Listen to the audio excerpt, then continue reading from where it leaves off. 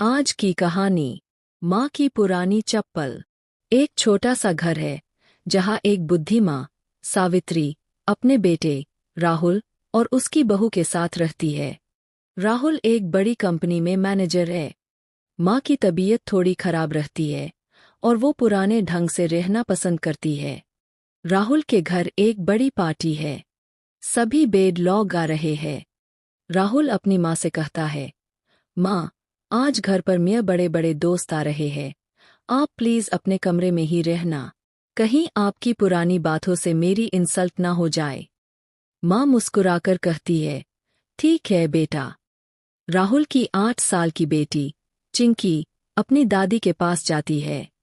वो देखती है कि दादी की चप्पल फट गई है। चिंकी पूछती है, दादी, आप नई चप्पल क्यों नहीं लेती? पापा के पास तो बहुत पैसे हैं। दादी कहती है, बेटा, ये चप्पल मेरे लिए नसीब वाली है। इसी को पहनकर मैंने तेरे पापा को पहली बार स्कूल छोड़ा था।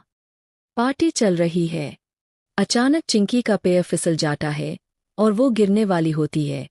तभी दादी अपने कमरे से भागते हुए आती है और उसे पकड़ लेती है।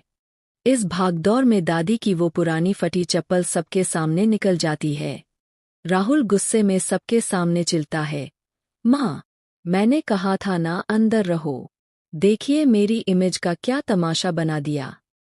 माँ खामोशी से अपनी चप्पल उठती है और कमरे में चली जाती है। तभी राहुल की पुरानी अलमारी से एक डायरी गिरती है।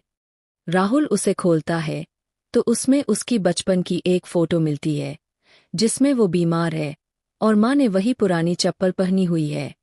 डायरी में लिखा था, आज मेरे बेटे का ऑपरेशन है। मेरे पास जो पैसे थे उससे मैंने बेटे की दवाई ली, अपने लिए नए जूते नहीं खरीदे। बस ऊपर वाले से दुआ है कि मेरा बेटा ठीक हो जाए।